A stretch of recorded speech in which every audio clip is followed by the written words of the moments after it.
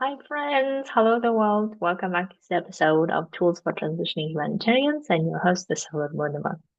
And today I want to talk about my biggest breakthroughs for 2024. And this is something that I have been really looking at what could be the most useful for my humanitarians when they're transitioning and what could be useful for them to know that would help them immensely, the way that these breakthroughs have helped me immensely to make my transitioning even more successful than I could ever imagine for. And these breakthroughs are I try to distill it as much as possible.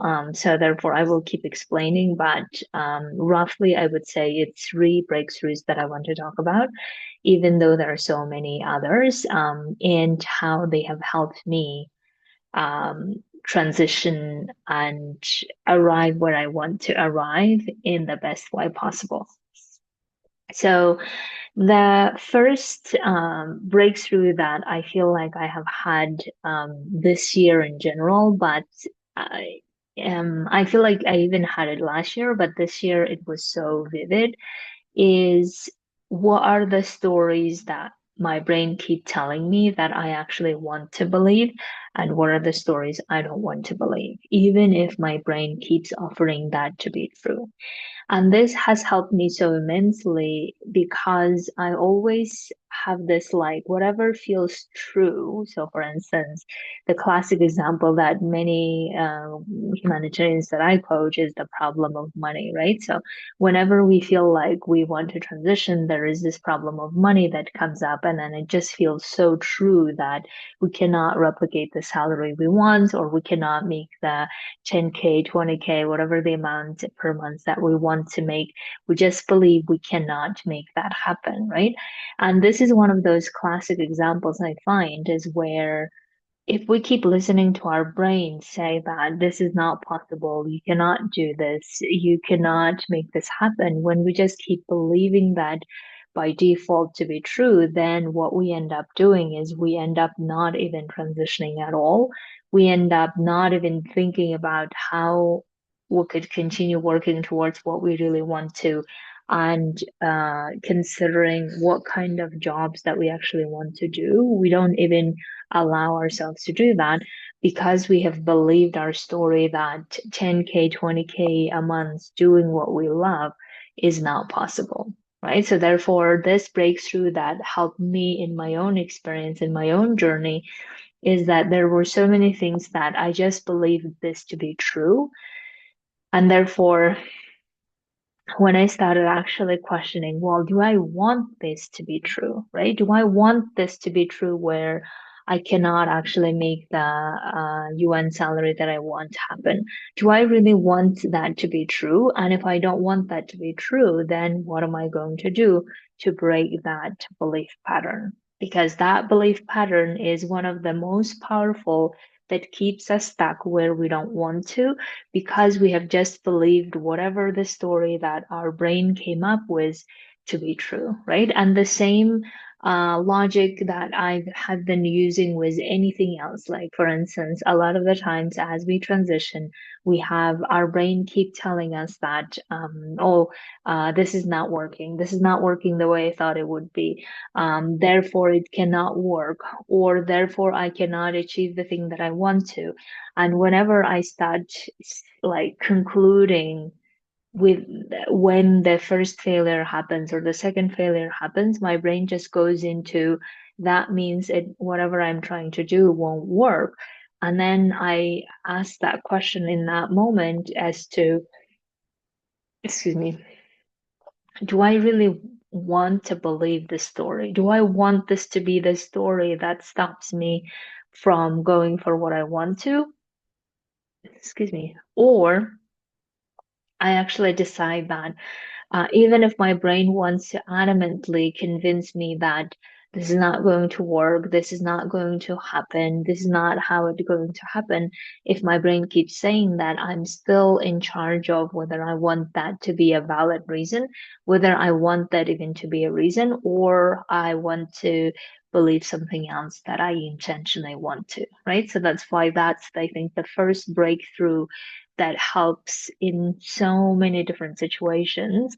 And I was coaching a client the other day about how he was saying that as soon as he feels someone is not liking him, he just freezes and does not do anything, right? Or he just feels like he feels so incompetent and he feels stupid because he's just making that mean that, oh, that person is not liking me, therefore I must not be a good person. I must not be um, a competent person. And I was asking him, so the assumption there is the other person should like me. And if they like me, that means I'm competent. If they don't like me, then I'm not competent. Now, do we want that to be the assumption, right? I was asking him, do you want to believe that to be the assumption in your life that like keeps at the core um, making you feel like dependent on other people's opinions, on other people's validations? And do you want that assumption to be true, right? The assumption being that the other person should like me, and the assumption being that if they don't like me, then I'm not competent. Now, do we want that assumption to be true? Do we want that belief system to be true? And even if like he was telling me that, oh, it's probably from the childhood, from this, from that, and I understand. But again, do you want that to be the story you want to continue holding on to? Like, oh, this is from the childhood, this is from my father, this is from my mother, whatever it is that you believe is the explanation for it. Do you want that to be explanation going forward, or do you want to believe instead something else? The assumption, for instance, that we're trying out with him is other people don't need to like you for you to feel competent, right? Which is the fair assumption, because just because other people don't like you doesn't mean it makes you less competent. And also, why are you tying that you feeling competent to them liking you, right? Why there needs to be a connection. So that's why you can see that once we start using this tool to understand, does this story need to be true, right? Does this no story need to be even valid, or do I want to even hold on to that story or not? So the other area where I really use this is that I was a cyber attack recently, and meaning that some people online criticized me openly about what I was offering, what I was doing in terms of gathering people, humanitarians who want to become millionaires, and some people didn't like that, right? Now, in that moment, I was also asking myself, is this the story I want to keep? That I have been attacked for me. I shouldn't have been attacked. Why do they do that? Do I want that to be the story? Because that's certainly what my brain wants me to be the story, because of which my brain then says, well, let's not continue doing this. Let's just hide and hope that no one will find out about you, right? That's the automatic nervous activation type of reaction. And then I was asking myself, do I want that to be the story? Do I want the story of, oh, I have been attacked by someone and therefore I had to stop this, and then therefore I had to not even pursue the offer that I really wanted to. I haven't offered humanitarians an opportunity to work on becoming a millionaire. I haven't done that because of that one person's judgment. Do I want that to be the reason for not going forward, right? And as soon as I recognize that, no matter how much my brain wants to believe that this is an attack, this is bad, and you should stop it, no matter how much I can see my brain doing it, I also understand that I don't need to continue believing that story. I don't need to continue exacerbating that victim story of poor me, but rather, how do I decide I want to react to this situation? How do I continue doing the thing that I really want to, which is helping humanitarians make millions and make their own impact the way they want to? And I don't want, obviously, any of this victim story stand in the way of me pursuing it. right? So therefore, as soon as I can apply this logic to, do I want this to be true, or do I want this to be the reason why I am not pursuing what I want to?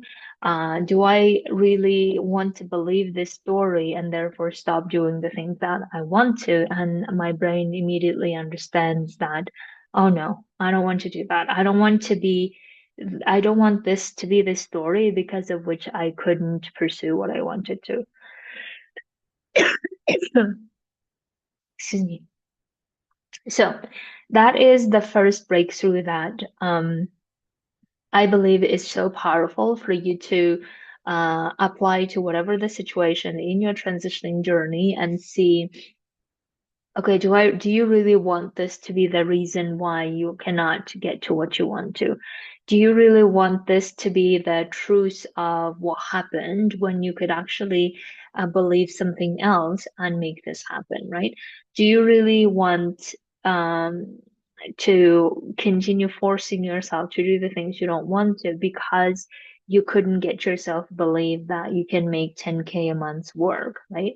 And then you start realizing, oh, I actually don't need to be a victim of my own um, story that my brain is telling me. That doesn't need to be the real story. I decide whether I want to believe it or not.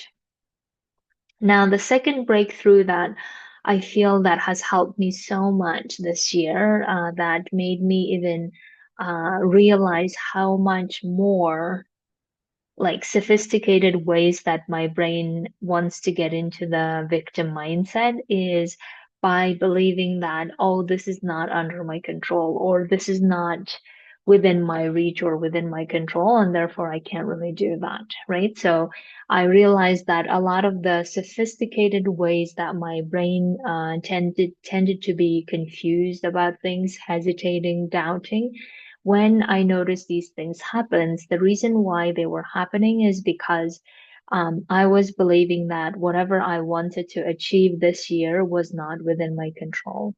And my coach has helped me to realize this so much so that I wrote down like pages and pages of um, what happens, what are the behaviors I indulge in when I believe this result that I want to create is not within my control, right? And I think this is so true for everything, really. So, for instance, if you believe that, excuse me, your time at work does not depend on you, right? So let's say that you go to work and you feel like, well, whatever you do, you just do in reaction to everyone else, and your time is not really your time. When you approach work that way, and then it's likely that you're going to be always reacting to things. You always feel like you're at the mercy of everyone else's calendars, everyone else's schedules, and you feel drained a lot of the times because it's exhausting to be always reacting to things instead of proactively deciding what to do and how to do it, and let alone going towards the impact that you want to create, right? And therefore, the key here is so like no matter what the circumstances are, if we challenge our brain to understand, okay, what is actually within my control, and let me start working on them first so that I can balance at least reactionary time and the proactive time, then you start restoring some energy and some confidence and some feeling of being in charge, which helps really working towards the impact and therefore feel you feeling satisfied in the end. And that is true for everything else that we believe to be not within our control. So if we believe that money is not within our control, right? So if we believe that we cannot really control how much money we make every day, every month, if we transition out of the humanitarian sector, then what we'll end up doing is we'll end up feeling a lot of fear, a lot of worry, a lot of uncertainty, anxiousness around how we cannot make the money we want to, we cannot create the life we want to, and therefore, we just keep spinning and panicking. And then we just end up going back to the environment that we likely didn't want to go back in the first place. So you can see that whatever the topic that you have, like you can do this experiment with yourself and also see for yourself how that is so true, is that whatever the thing that you believe is not within your control, so whether it's time, whether it's your opinion about yourself, whether it's your energy, whether it's money, whether it's other resources, whatever it is, if you feel like that's not within your control, observe yourself how you behave day to day basis. Observe yourself what are the things that you end up doing on daily basis. Versus when you feel like this thing is actually within your control, meaning you are in charge of it, then how do you behave on day-to-day basis?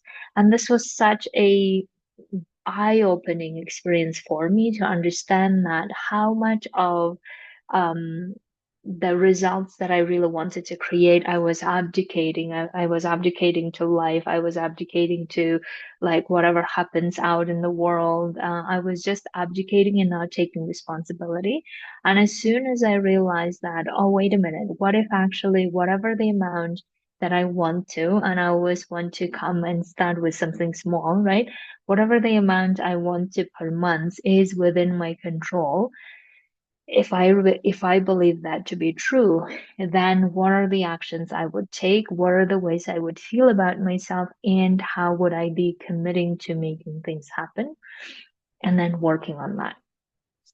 So that is absolutely, I feel, game changer that I really want to get people to start working on, because otherwise we will always keep feeling like we cannot really do this thing. We cannot really achieve the financial freedom we want to. We cannot really get to living the life we want to, because it all somehow does not depend on us. And because we don't really believe that it all depends on us, then therefore we just keep struggling in the places that we don't want to be and feeling stuck and never really knowing what to do about it.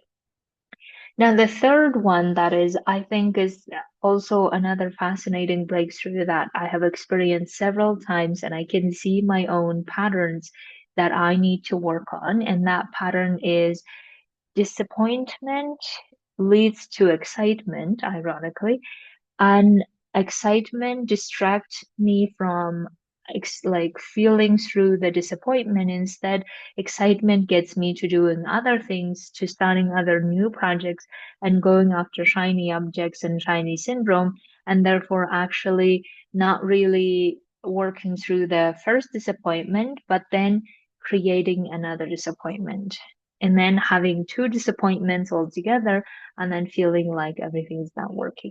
And this pattern that I have observed, and my coach has pointed out to me several times now, and I really see that I need to work on breaking that cycle, breaking that pattern.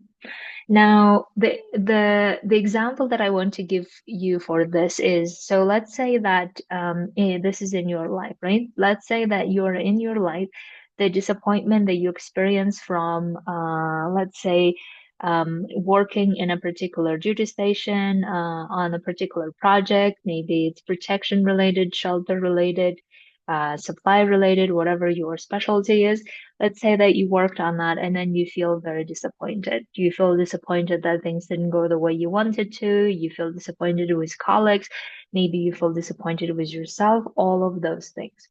What then interestingly ends up happening oftentimes is that our brain, because it wants to protect us in a, in a way that does not let us feel unhappy, because when we feel disappointment, we feel so down and so heavy. And in order for for our brain to distract ourselves, it now latches on to a shiny object somewhere else. So it could be we have an idea of, oh, I feel disappointed here, so I may as well go and try and do something in another duty station, right? So that would be the shiny object. Now, our brain also, in a sophisticated way, convinces ourselves that that's the solution to all of our problems. And that's how it did to me a lot of the times, and I'm recognizing this pattern even more, right? So now we get excited about the new opportunity or the new possibility of moving duty stations and going working on something new. And then what ends up then happening is that we actually get the new thing and we start working on it, except now we're again disappointed. And then we realize that now we have two disappointments, the one from the previous one and the current one. And then now we tell ourselves, oh, why did I actually do this? Because now I cannot really change the duty station again. I just got here, but I already feel disappointed. And therefore now I have disappointments piled up. And I don't really want to be feeling them and processing them. And therefore, I'm now looking for even bigger distraction, bigger shiny object so that I can get away from it, right? And this pattern, I have noticed that I have been indulging in so often without ever even realizing it. And the interesting part is that the like how you will know that this is happening, because I think it's very tricky to understand when and how it happens. But how do you know whether you are doing this is when you are in subtle way telling yourself that this thing that you are currently working is not working, so you better find something else. This would be one of the subtle ways you understand that you have disappointment that you haven't processed, and therefore you're now searching for a shiny object to distract yourself so you don't experience that disappointment, right? Because you are believing that that shiny object will solve the disappointment problem, and now you will no longer need to work on this, except that you go to a new station or due to that new shiny object, and you realize that the problem has not been addressed. And then you realize that the reason why it hasn't been the problem hasn't gone away just because you went to a new shiny object is because the disappointment came from your expectation, and it didn't really come from like engaging in shiny project because you believe that shiny project would solve your problems. That would be the expectation, and that expectation was not met, and you are again disappointed, right? So as I'm working through this pattern of mine, I'm also realizing that the reason why I'm disappointed in the first place is because of having a particular expectation. Now, before I had even addressed the disappointment, I need to start realizing, why am I even expecting that level? Right? Why am I even expecting that level of work or that level of success or that level of things working in particular way? Why am I expecting that? Even if the textbook says that I should expect it, even if my previous experience says that I should expect it, why do I even expect that?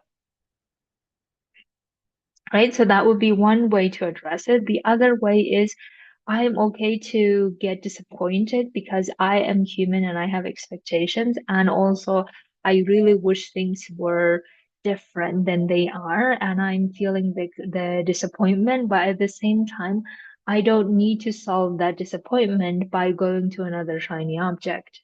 Because if I go to do another shiny object, I will just keep hopping on to something new.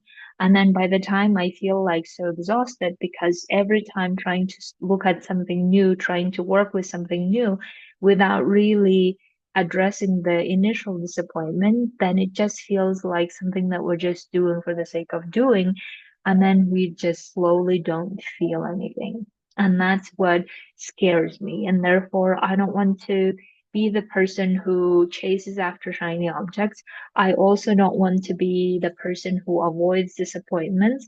And I also want to be the person who resolves disappointment, resolves expectations, rather than keep distracting myself with new shiny objects. So that's why, my dears, I really hope that these three breakthroughs that I have been going through in my life lately has been helpful for you as well. Look at where in your own life you might be having these patterns, and most importantly, how can you address them in the way that helps you go through any transitioning you want to without ever regretting not having done it. So therefore, I would love to help you go through this and identify your own breakthroughs, identify your own patterns that is leading you to where you are, and then removing them, addressing them, reprogramming them so that we can get you to the life you love living. So come coach with me.